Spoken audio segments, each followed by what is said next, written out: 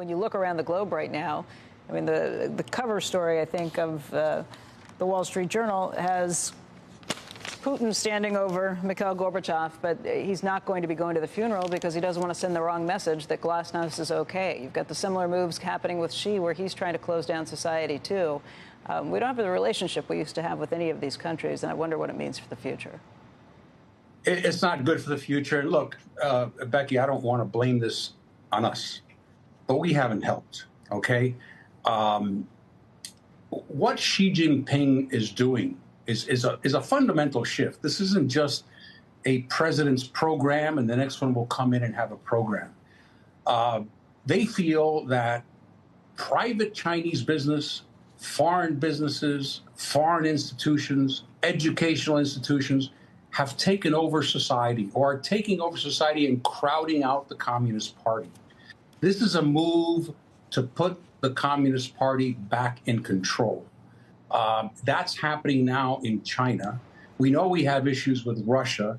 My question to the Biden administration is, why do you keep isolating and pushing and picking these rhetorical fights with China when what we need is for China to perhaps at least stay neutral?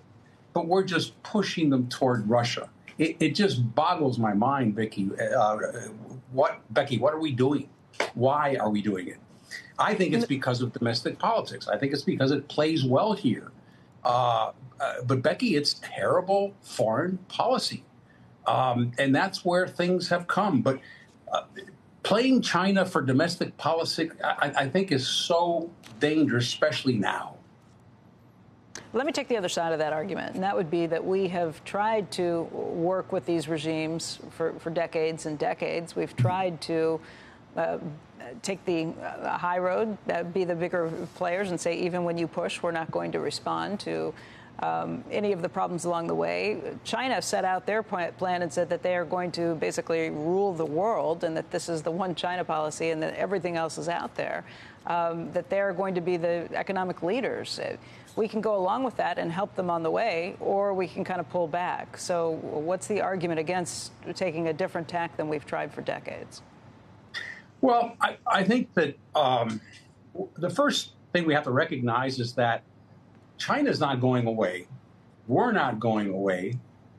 And we have to coexist. We have to figure out a way of coexisting instead of just throwing out tactics that continue to make the relationship more antagonistic. There are ways to try to get closer, to try to at least pacify. I'm not saying we're going to become best friends. We're going to be competitors. We're going to try to hurt each other's businesses. But coexistence, I don't think these people who say war is inevitable, I think that's such a dangerous thought. We need to coexist, Becky. We need to find a way to coexist. Whether we sell them chips or not, that's fine. We'll disagree on a lot of things, but we're going to be here 1,000 years from now, I hope, and so are they. So, there is no once and for all, let's stop China. It's too late for that. I take it you are not a fan of Nancy Pelosi's trip to Taiwan.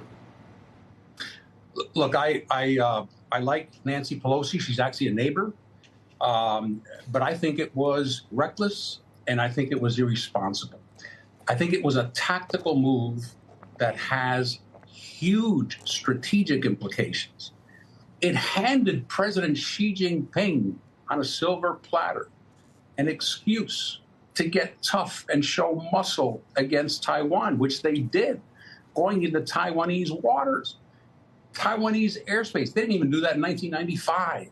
So not only was it a bad move, it just inflamed all of the sentiments that are going on between the two countries, and it gave Xi Jinping the perfect justification to show muscle before the party Congress.